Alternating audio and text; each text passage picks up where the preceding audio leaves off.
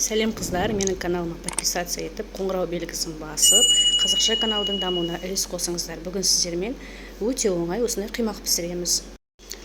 Барлық керек заттарды описание бөліміне толықтай жазып қалдыратын боламын. Таза ыдысымызға 3 жұмыртқамызды, шып-шым тұзымызды және шекерімізді салып, бастарын біріккенше араластырамыз. Және үстіне сүтімізді құйып, суымызды құйып, араластырып аламыз. Жақсылап араластырамыз. Осыдан кейін ванилин саламыз. Ванилинді өздеріңіз қалауларыңыз бойынша салмай-ақ қойсаңыздар да болады. Кішкене араластырып жіберіп, үстіне бір ас қасық сұйық майымызды құямыз. Және ұнымызды жақсылап тұрып, електен өткізіп, бастары біріккенше, ұнның түйірі қалмайтындай қылып, қоймалжың сұйықтық болғанша араластырамыз.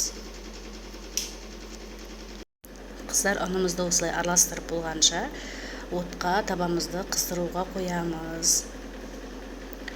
Осылай біркелкі қылып араластырасыздар. Бізде осындай сұйықтықта тесто шығу керек. Қызып тұрған табамызға бірге құймағымызды құямыз.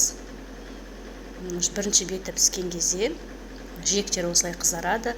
Соны шпажкамен, кез келген нәрсемен аударып аламыздар. Барлық қимақтарды осылай қызарып әдемілеп пісіртіп аламыз. Бізде осындай керемет қимақтар шықты. Қыздар, мені көргендеріңізге рахмет. Қоңыраушаны басып, маған тіркелуді ұмытпаңыздар. Комментария бөліміне өз пікірлеріңізді қалдырып кетіңіздер.